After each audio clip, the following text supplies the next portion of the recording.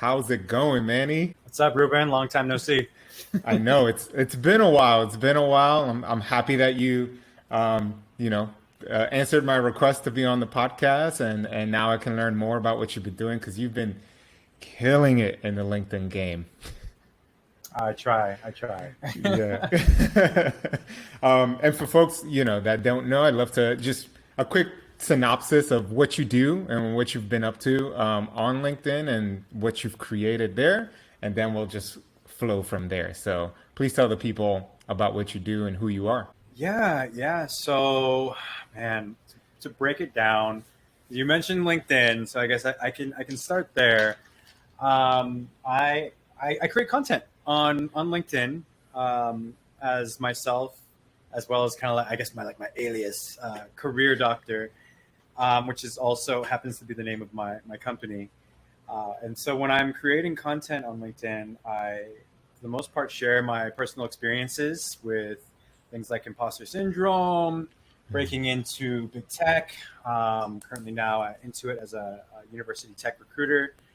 Previously, I was at a year up with you, my friend. I was over there as an employment placement manager, helping young adults from underserved communities breaking into tech for themselves at Meta specifically, earning internships there.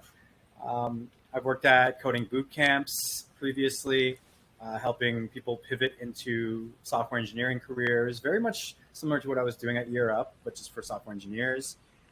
And then I used to be a technical recruiter in San Francisco back in the day. And so where I'm at today is familiar. There's a lot of things that I've been learning over the past 6 months working at Intuit. And so I share all of that experience in my content on LinkedIn. And most recently, I'm starting to share more content highlighting other creators and how and like their journeys to serve as like a resource for people to learn from people that they may not have seen on the platform. Because let's be honest, the algorithm, and especially if you're just starting out on LinkedIn, your network and community is very low. And so what you see is very limited. And so taking that, I like to create content, so that it could help others and help them on their journey and their path.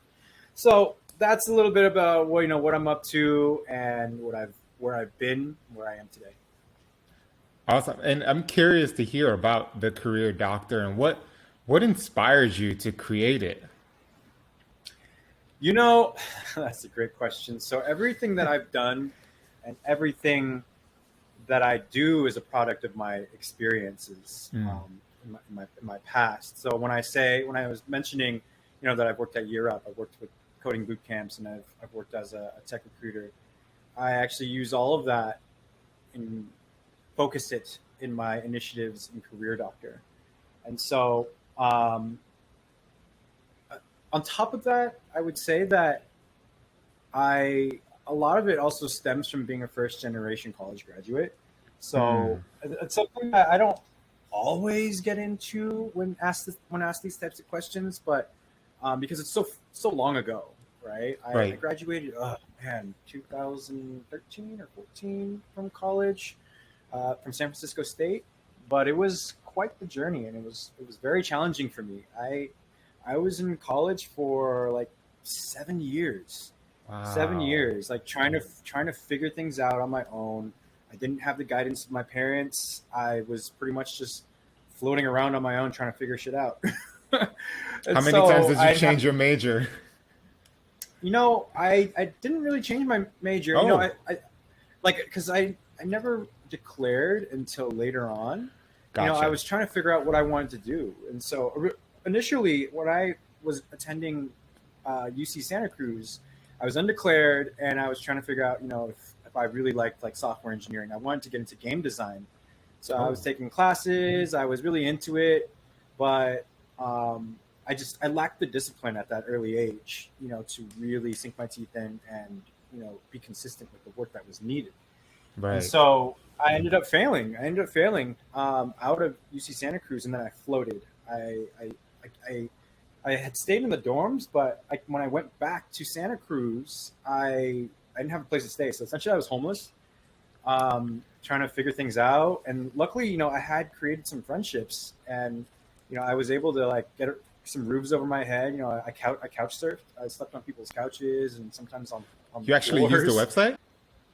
No. Oh, okay. No, back then I don't think that was a say. thing. I don't think that was a thing. Maybe Craigslist back in the day, but I had friends that let me stay at their places so that I could have a place to sleep.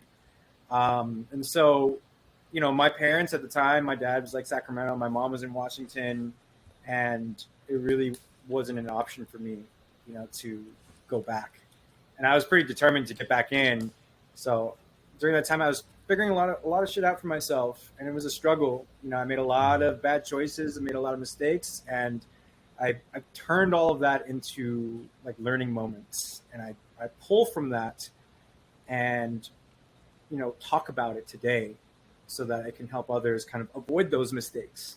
And it's only more recently that I've actually started opening up and talking about it, because I was very ashamed of my previous experiences, being in college so long, so many failures, and learning from it. It wasn't something that I was comfortable talking about until more recently, because I've created friendships with other content creators who are very inspiring, and it's really empowered me to share my own personal experiences with others.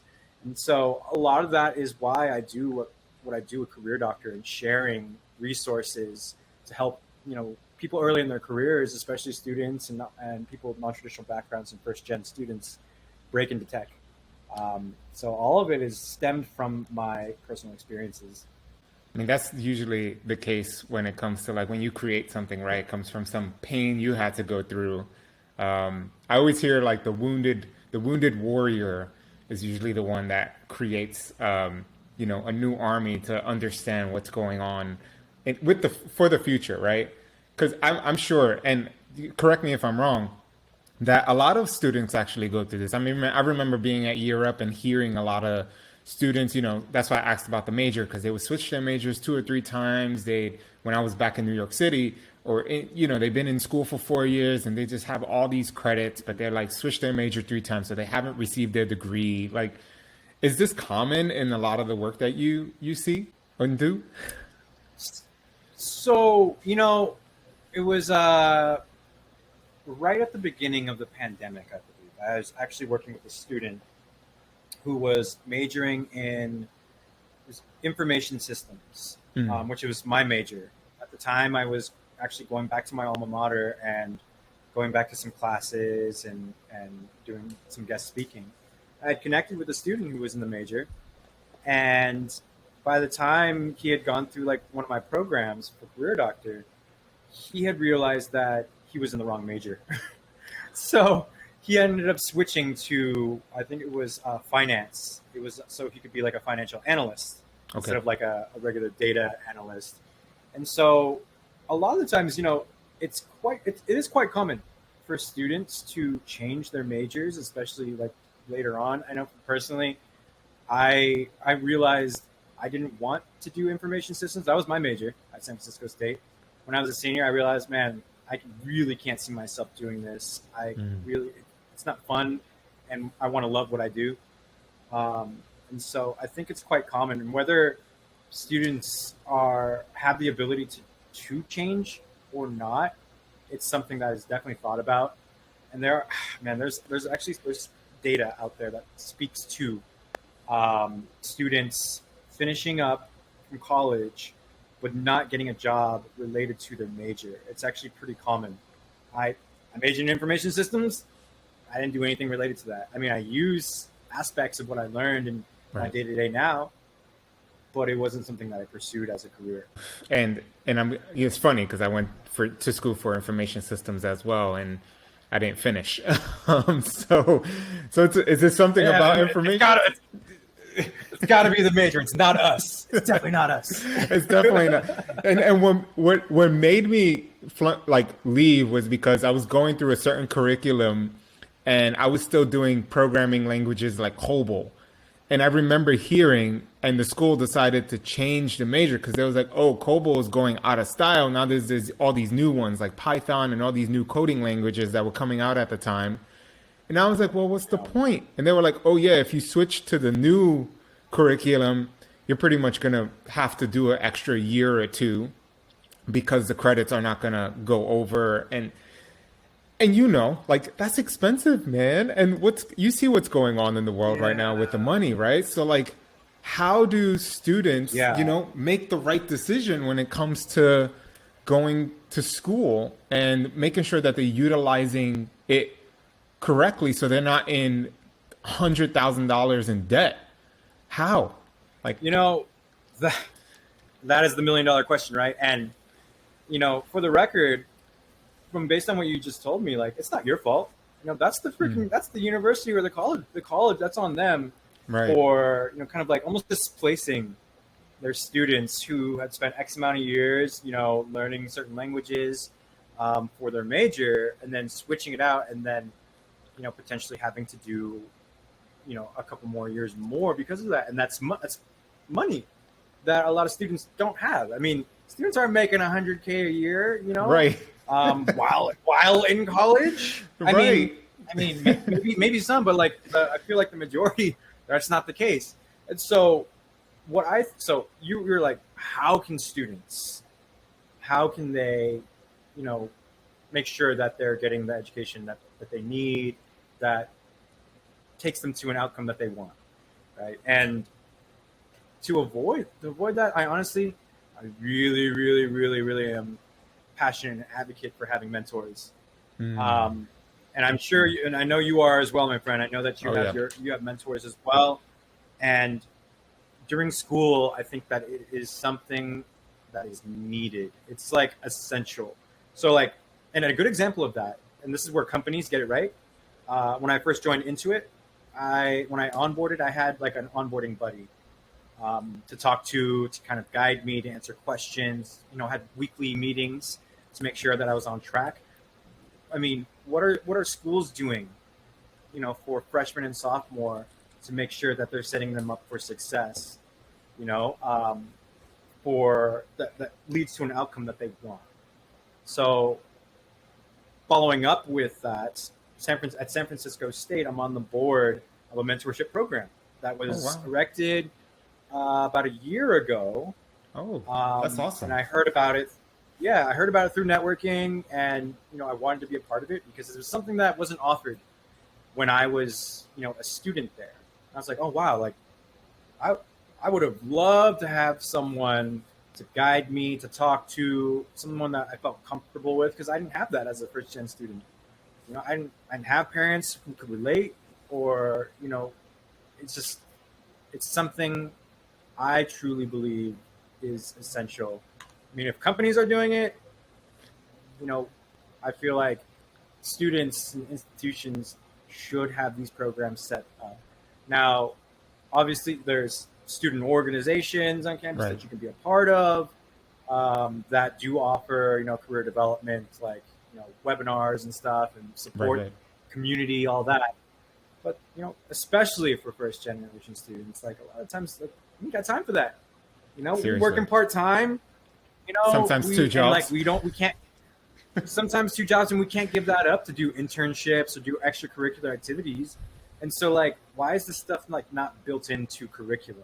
Right. You know, like it should be like a part of like the system and a part of curriculum. So that is one way that I truly believe can help students have not only a smoother experience, but just be more successful with and more intentional about what they're doing when they're in college.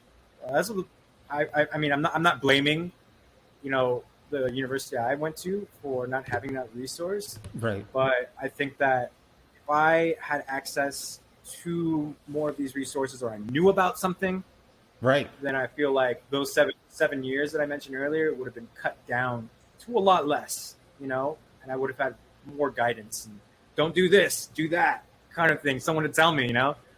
So those are my thoughts. 2 cents in the bucket. 2 cents in the bucket. But I always wonder, because like I think when I went to college, like I didn't have mentors that were in my school because community college, again, and this goes into the conversation about funding, how community colleges get funded. Obviously, they don't have as much money as a Harvard or Princeton or all these other universities. And I just felt like, when I would go meet with, my counselor to talk about what my classes for next semester and all these things, it's as if, I always felt like they were just trying to shoo me away. Like, here, do this and just shoo away. And I've heard that with other Oh students when I yeah. was at Europe as well. So, like, how do people find the right mentors? Like, it's hard, isn't it? Yeah, and you know what? You and I both know that there's a matching process when it comes to programs like this, and it's Right. not easy because I mean, for the best experience for both parties, there's a lot of work and a lot of people power that goes into creating a program like that. Right. But you know what? Something that needs to happen even before having access to these programs and resources is the drive. Students, people want, they have to have that want Right. to grow and be open to those types of resources, right? Because there are instances where students may not feel like they need it. They don't need support with all of these things, and interestingly enough, it's only until you get closer to graduation where Right. shit hits the fan. It's like, oh shit, I don't have a resume. Oh crap, I don't have a LinkedIn profile.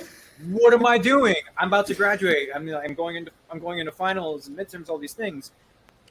And then there's like this other bomb that just drops, and it's just like, oh, I haven't done anything around that.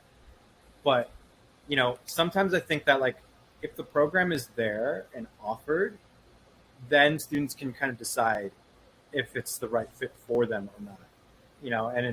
And maybe they'll realize it early on. Maybe they'll realize it later. In junior, senior year.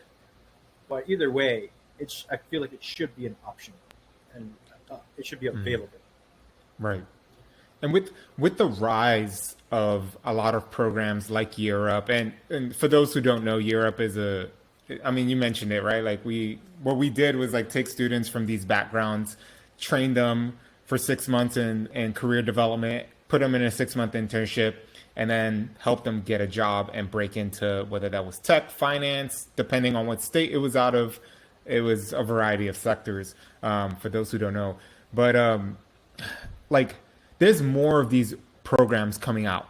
And now I feel like college versus these programs teach you what you actually need versus like college. Like, that 4-year degree to me is like, it doesn't mean anything. I feel like once you get into your master's, and my partner Karina is currently going for her master's, and that's a whole different way of learning that I think it's more fun. It's more like you using your mind more versus somebody telling you what to do and then you just take a test and then go about your day. This one requires a lot of critical thinking, which is utilized in the real work world, right? Like, do you think colleges should be more like master's programs and programs like Europe and things like that? Like, what should change? So,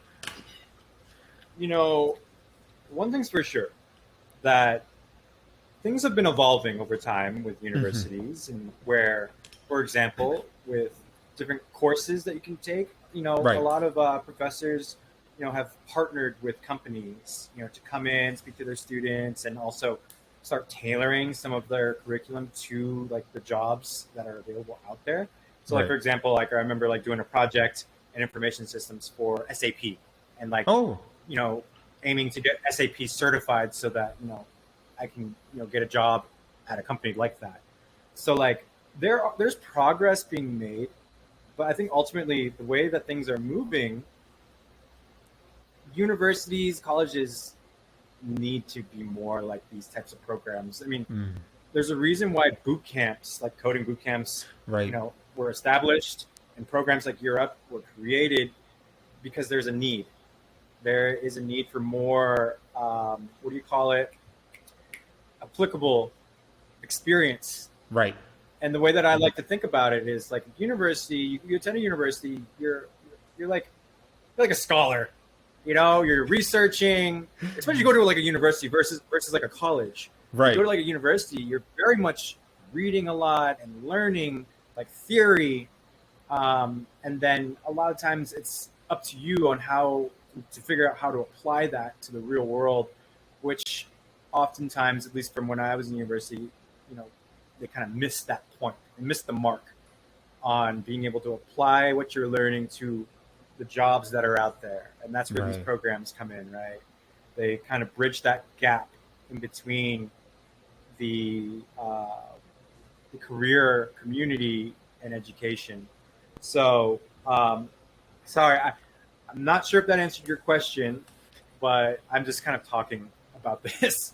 No, I mean, I don't think there's an answer yet, because we're still going through this middle of like, well, I think a lot of Gen Z, and I think you work mostly with this population, and I'm still trying to figure them out, but I think they're starting to really question, like, is college worth it?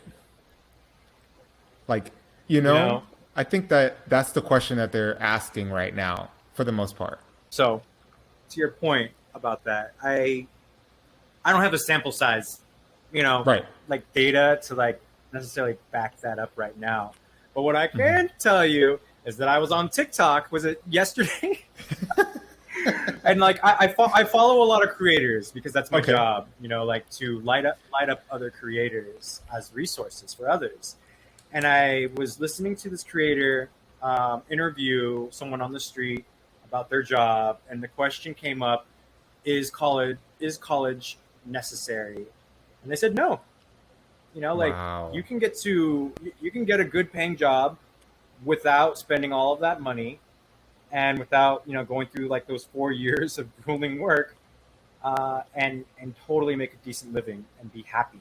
I think there's just like a stigma, Right. and it's like this tradition of like, oh, you want to get a good job, you need to go to college, you need to attend a 4-year university if you want to get to this like threshold of making money, right. And companies are all a part of it, right? You see them in the job descriptions, oh, you need like a 4-year degree or equivalent experience. And I like that they've started adding in equivalent experience, because that means that you don't necessarily need to go to college or university. You just need to have some experience that relates to the job that you're applying to. So it's a whole system, that needs to change. Right. Universities and colleges are a part of it. Companies are a part of it.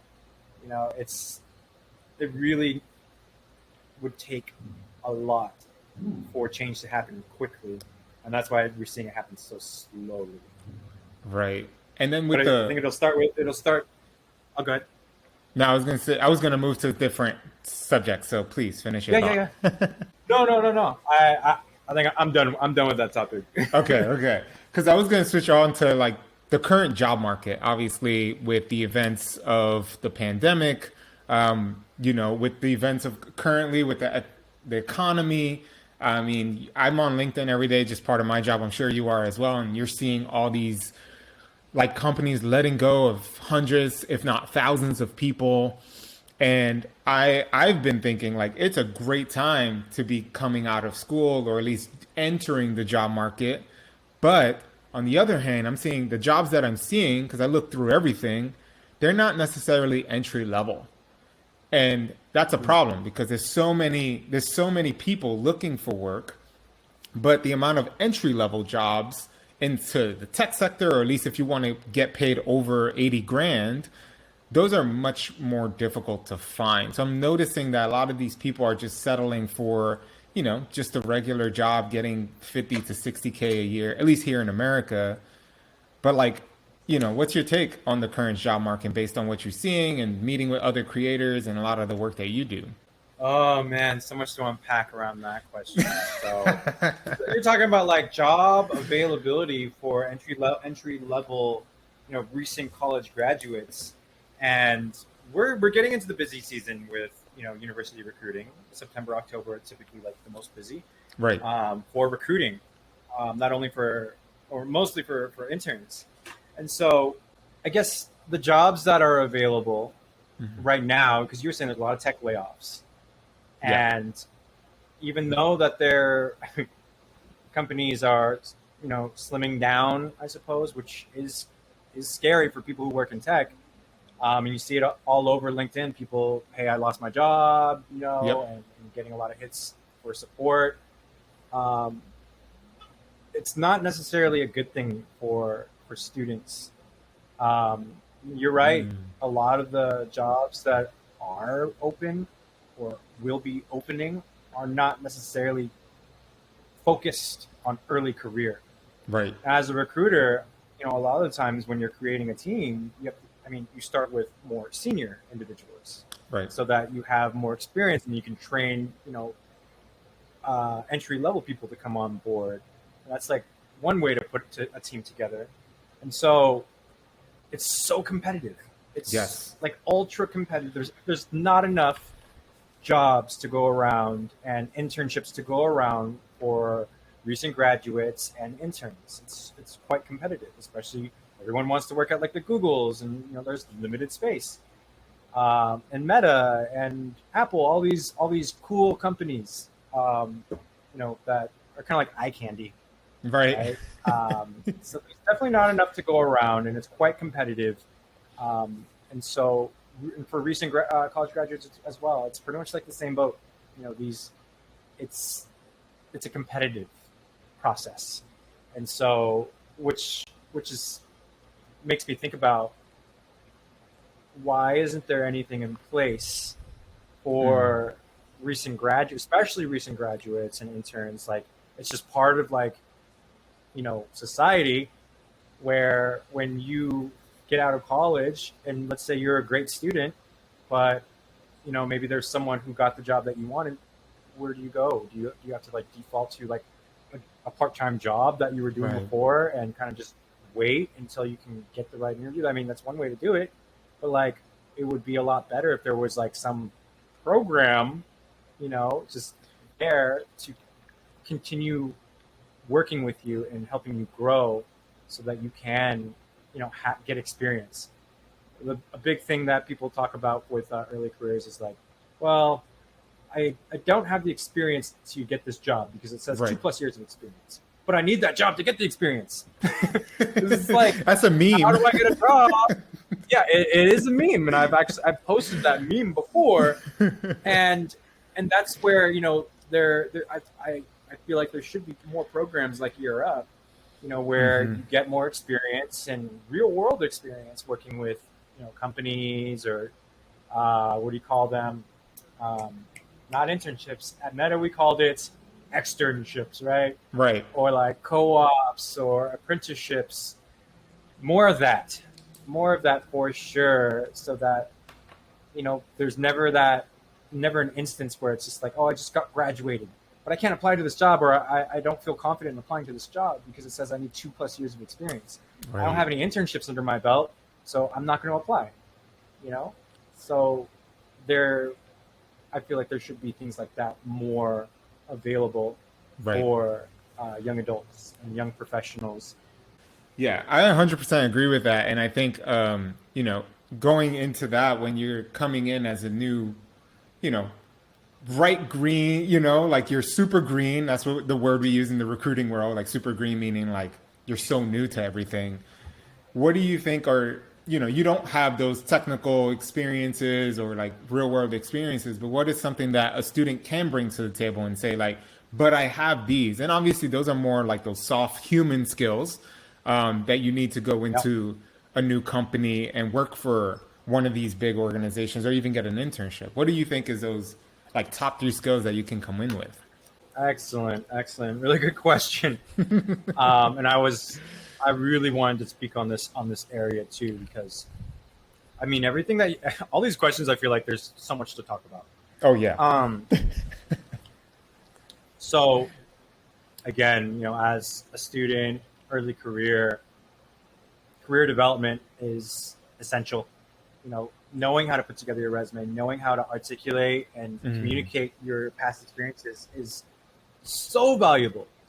I say when I say things like I feel like I say everything's essential, but it really is.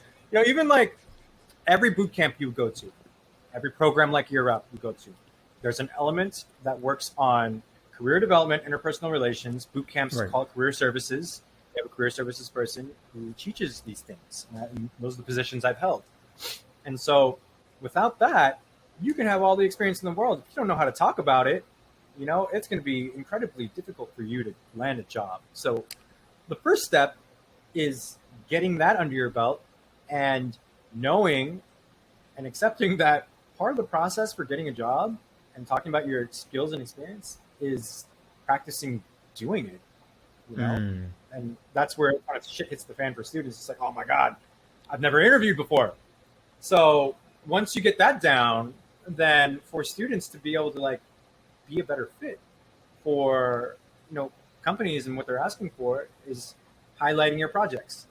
A lot of time, even when I was back in school, we did group projects, and knowing how to talk about that and knowing how to deliver it in a conversation, Right. and knowing how to write about it on your resume, cover letter, LinkedIn is super important. So projects is one thing. And then, like you were saying, soft skills, which, a lot of times it can be like business communications or interpersonal skills is really important.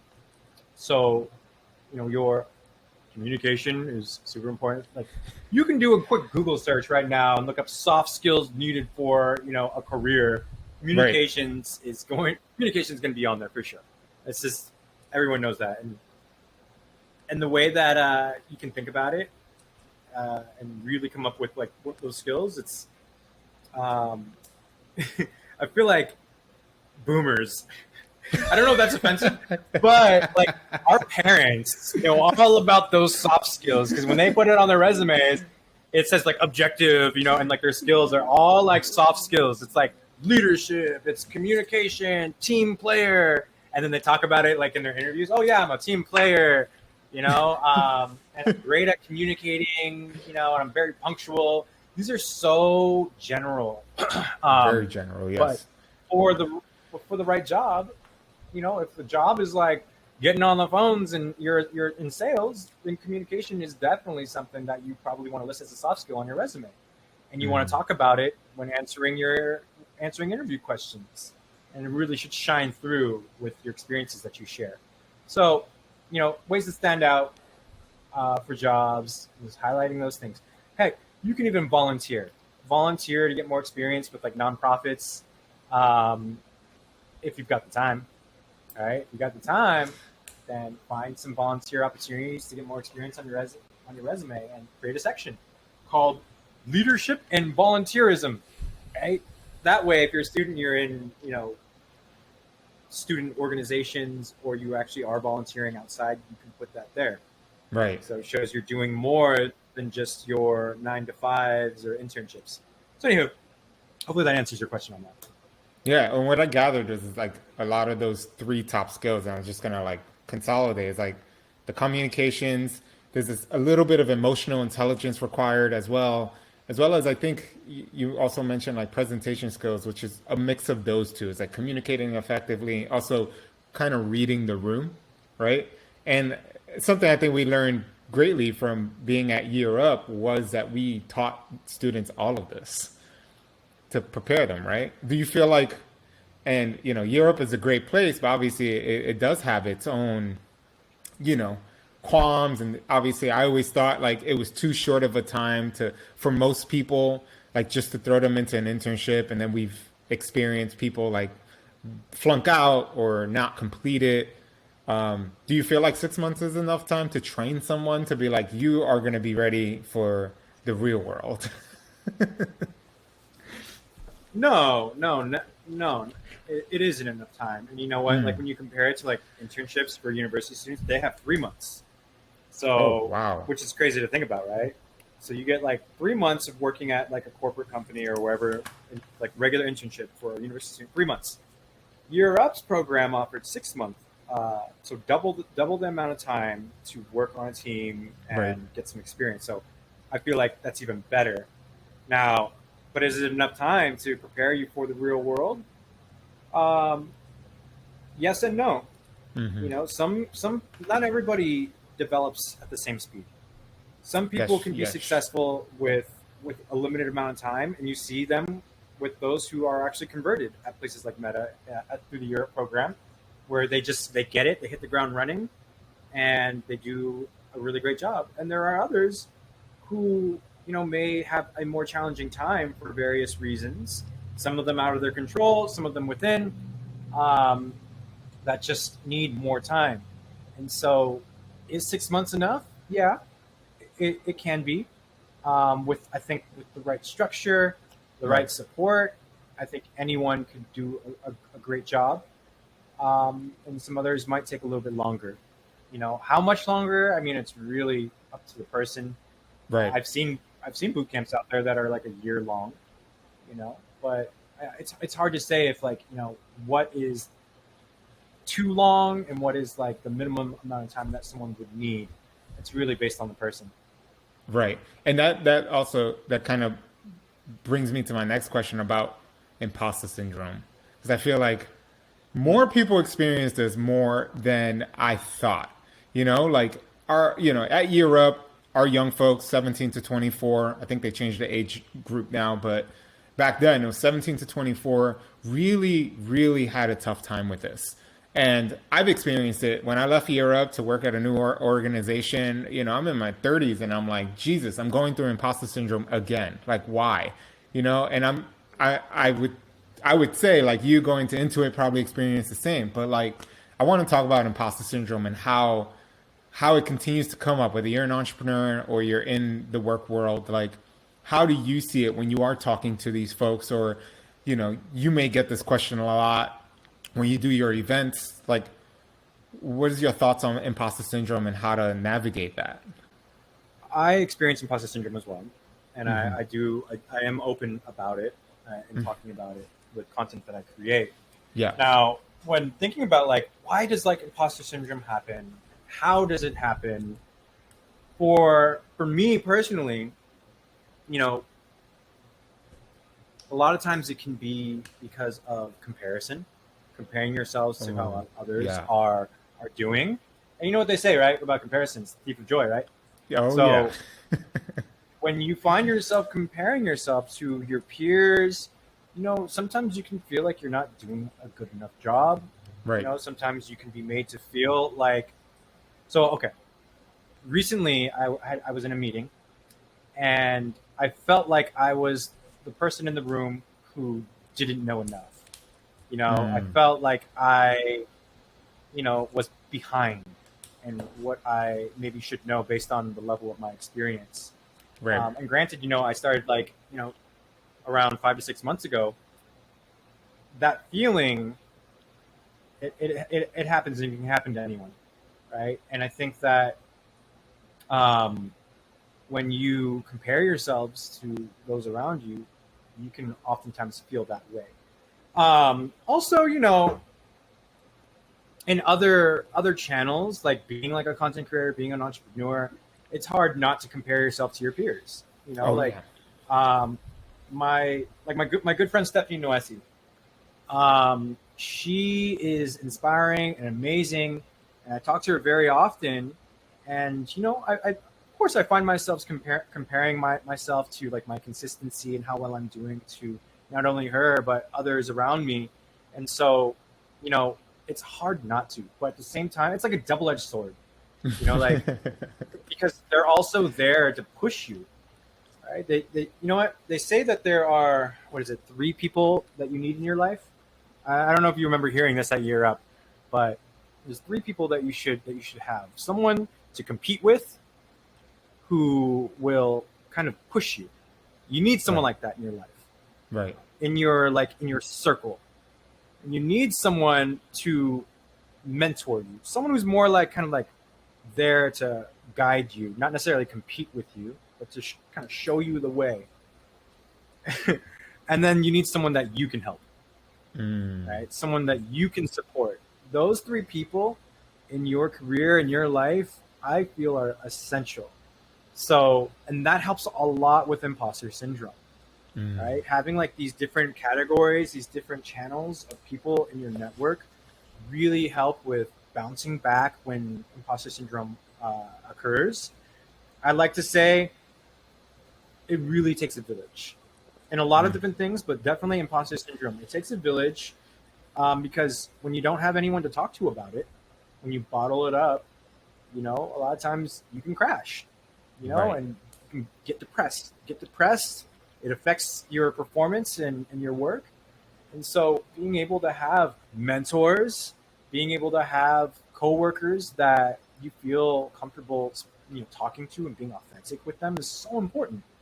Right? Because we don't feel open or comfortable or like we belong in a place, it can impact our mental health, but also, just our general performance at work. So imposter syndrome, man, it happens to everyone. I don't think anyone's necessarily immune to it, whether Right. they agree or not. It happens in some shape or form to everyone, or some element of imposter syndrome is present at some point. And oftentimes it's when you start something new for the first time, or you're doing, it's most of the time when you're doing something new. You don't have experience doing it. And, you know, for you, it sounded like when you started in your new job, it happened to me as well. And when I started a new job, questioning, can I do this? Like oftentimes, I was made to feel like, man, I interviewed really well, but am I living up to the expectations that I've created, Right. with my managers and peers? Like, are they going to find out that, like, maybe I'm not the person that I performed at the level I performed at in the interview? Am Right. I that person? And so questioning yourself, it really can take a toll on your mental health. And so gotta be aware of these things and take action when it happens. I take breaks, man. I gotta tell you, I take breaks from being a content creator. I take breaks in the Right. middle of the day to step away from work. I complete large tasks, or like what do you call it, like spurts, and then I'll take a break, get some fresh air, and then come back, refreshed, different perspective. I do that a lot, and that's just my way of working. But it helps a lot with pressure, and managing expectations, all that stuff. So I'll pause there on imposter syndrome, because it's such a deep conversation. It's a huge topic because I think everyone experiences it differently, and even if you've been with the organization for many years, and I've heard this, like people still experience it. They get promoted into a new job, or they get a project handed to them that's really new to what they're doing, and they continuously experience this sense of imposter syndrome. I think it's actually good because it means that you are challenging yourself and you're continuing to grow into something new, right? Like, I think it's totally normal. It just sucks when you're in it, right? You know, you know. Oh, So that's how true it is. Mike Madraga. You remember Mike? Of Of course, you course. remember Mike. He's like your mentor. Um, he said recently at a graduation that I attended for the last class that I was a part of before I left, and he said, I'll never forget this, because he said that comfort or comfortability is a beautiful place, but nothing grows there. So It's so true. these instances and periods in your life where you feel uncomfortable, and whether it's related to imposter syndrome, it's growth. We grow in that discomfort, because when you're comfortable, it just means that, like, maybe you've been there before, you're familiar, you've got the skills already, and by no means should you be taking jobs where you are 100% a match, because Right. then you may get tired and hate that job very quickly, because Oh there's no room yeah. for growth. Exactly. That's it. Yeah, and that's you put a pin in it. That's it. I do want to Mic transition drop. because you said something. I think it was called the way. You said a line. It was like the way of working, and I'm curious. And this is where we go into like anywhere you want, right? We're talking about the future of work, and the future of education, based on like what you know. You're going to be the career doctor, or over 100,000 followers, and you're doing amazing work for a lot of these first generation students and new folks coming into the work world. What do you think the future of the work world and education is going to be like? Wow. That's a big question, I know, but Future. Yeah. Yeah. I think with that, if I were to like offer a prediction of where we're gonna be by Yeah. the time you and I are old men, retired, I would expect things to be more unified as far as the resources and support goes for the workforce. Hmm. There shouldn't have to be, in my opinion, these external programs outside of universities to make up for missing skills that they just don't offer. It's ridiculous. Right. And what's interesting, like they say this exact same thing in the Europe program. Like you go like the about, like if you go do some research, they literally said like the program is not meant to last. Yeah. It's not meant as a permanent solution. It's meant to bridge a gap and fix it. I mean, not necessarily fix, but it's meant to bridge that gap so that there should be no need for a program like Europe anymore. Right. Exactly. And I agree with that outlook, and that's where I want for our workforce, to be more thoughtful about the skills and education that our young adults are receiving early on in school, as early on as like high school, elementary. Like sometimes it just feels like going to school just to learn like basics, but like it's not really intentional, geared toward like a end goal or like a happy life down the Right. line. And I feel like, I mean, I feel like people may disagree with that, but and I hate saying but, um, And it's yeah, and uh, people may disagree with that being like a unified front where you get this all in one place, and I think that yeah. people will maybe more so agree. It's up to you on what you decide to do with those skills, how you want Right. to apply it, you know. And on that note, I think as long as resources are available, they're easily found and accessible, then I think we'll be at a place where you don't have students, graduates leaving, a four-year institution not knowing what they want to do, or Hmm. getting a job in something unrelated, or reverting back to a part-time job, having spent a lot of money getting into debt, you know. And I don't even want to really get into that conversation. About like the conversations around student loans and debts that have been surfacing again.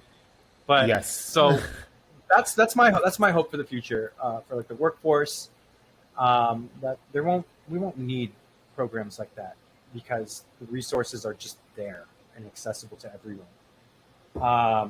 So I think that answered part of the question. Am I missing something here?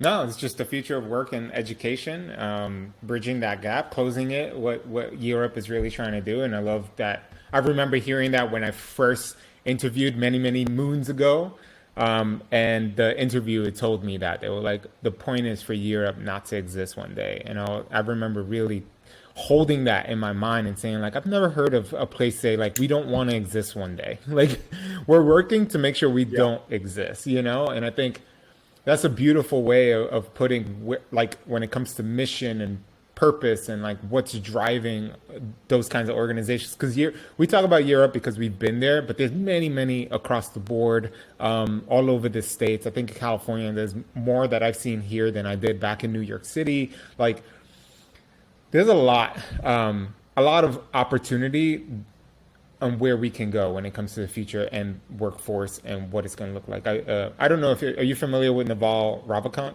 No, no. He's like a modern day philosopher, and I remember listening to him on a podcast, and he talked about the future of work and like how he thinks it's going to be, and he's like pretty much everyone's going to be some sort of freelancer. Like his take on it is like you wake up in the morning, do whatever you do in the morning. You'll look at your devices, and you'll have projects to pick from a variety of companies.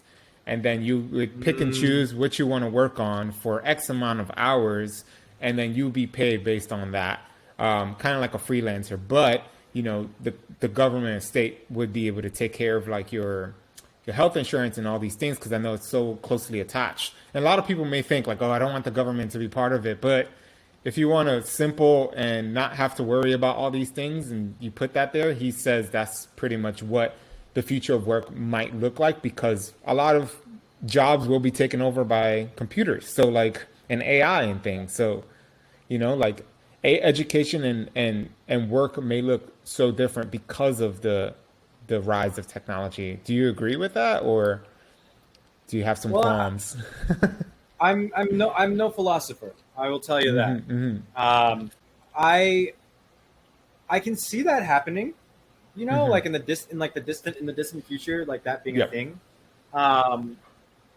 So it's not that I disagree with that. I think that it may take some time to get to a place that feels or resembles anything like that, where people pick and choose what they want to do on a daily basis. What I can say is that from doing research in this new job of mine, that there are again, like I'm so bad with like regurgitating data, when I read it like in an article. But there is data out there that talks about like how like 50 or like 60% of young adults are in the content creation, or like have their business. Yeah, that's more like it. Wow. They have like their own business. They're entrepreneurs like today, like Gen Z. Wow. Where it's very common with this generation to be an entrepreneur, which is really cool to think about, and kind of resembles and kind of there's an element to what you just said with hearing that, right? And even more so, I have someone that I work with at Career Doctor, she freelances. She just graduated, but she freelances and does like ghostwriting, and also helps with LinkedIn content creators, like helps them with like their stuff. Now, that was like her side gig, separate from like Career Doctor. She was doing that for other content creators, which I thought was cool, and I supported that. But to your point, a lot of Gen Z are starting to create more content, or entrepreneurs and freelancing, just to figure out what they want to do, get more experience on their resume. It's not uncommon anymore. Yeah, and I'm excited to see what Gen Z will do, because they're kind of changing the paradigms in the game of what the boomers created all those years ago, right? So it's looking fairly good for the workforce. I think. I don't know. I could be wrong, right? And I don't know if you believe in the same thing. I have one more question, but do you have anything to say on that statement? No, I think I've I've said.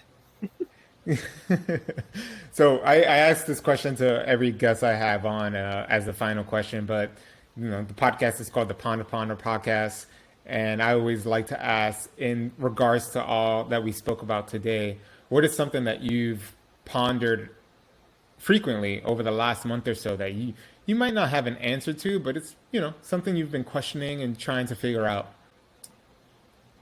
Yes. So, what have I been pondering? So it's the things that I ponder are very much related to Career Doctor. Okay. Obviously, right? Mm-hmm. That's what's on my mind a lot of the time, and like the direction that we're going and how we're supporting our communities.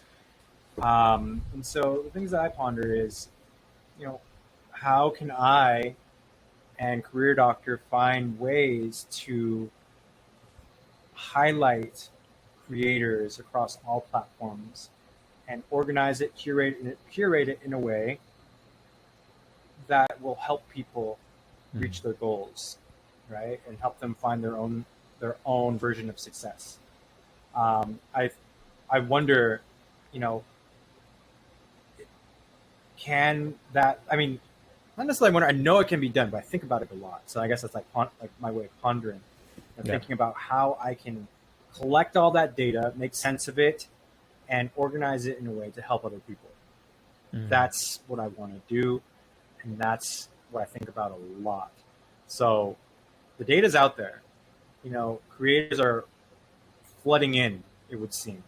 People are coming from Twitter, coming to LinkedIn becoming TikTok creators, and everyone has something to say about something. Everyone's an expert in some area, right? Oh yeah. And so it's I think it's important to be able to make sense of all of that craziness that we get bombarded with on social media, filtering it so that we can be productive with it, but at the same time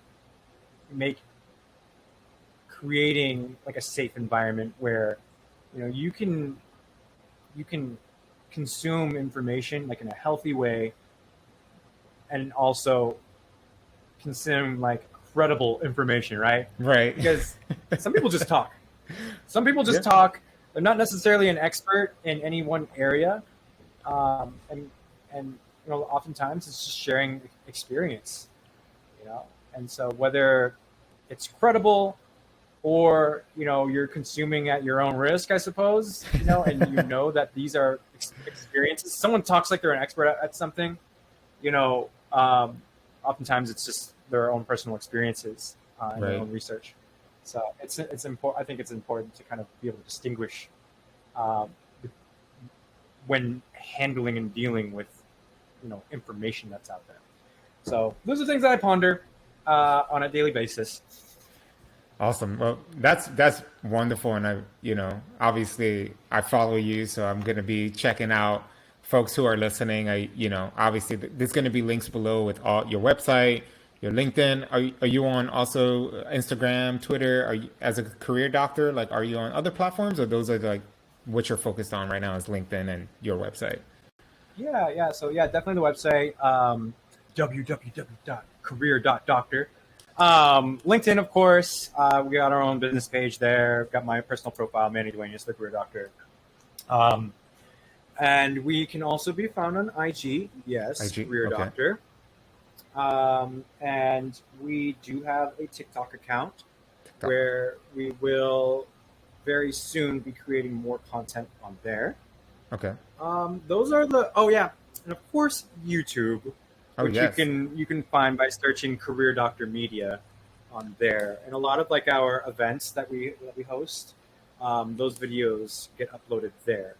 So those are some places that you can find us for Career Doctor. Yes, and are you open to if someone is looking for some career support, can they reach out to you via DM? Is that okay, or are you like, I do not want to be bothered? The best place to reach me personally is on LinkedIn through my profile. Our website is under construction, and it's a work in progress with the support that we offer. So now, I would just take it with a grain of salt that we've paused a lot of our services, like one-on-one, and like our programs are all like paused right now. And so I think reaching out via places like LinkedIn is going to be your best bet. I do have an automated message that pops up with like resources to help you in case I can automate that process. Right. Because I do get hit up by a ridiculous amount of people who need support, and so I try to find ways to kind of make sure that I can support people in the way that they need, with just being very conscious about my bandwidth. So those are the best ways. Awesome. Well, Manny, I want to acknowledge you for doing the work that you're doing and supporting all these folks who, get out of college and don't know what the heck they got to do next, and providing those resources, connecting them with other creators. And you're really a community builder. And I always respect people who are looking to build a community online. We don't do it as tribes anymore in person, but like, the fact that you're doing that, I think it's very helpful for a lot of young folks right now. And if you're a Generation Z listener, I highly recommend going to give Manny and the Career Doctor team a follow on all these platforms. All the links will be below. And Manny, thank you so much for your time today. Really appreciate you jumping on the podcast with me. Thank you, Ruben. It's been a pleasure. Thanks for having me here.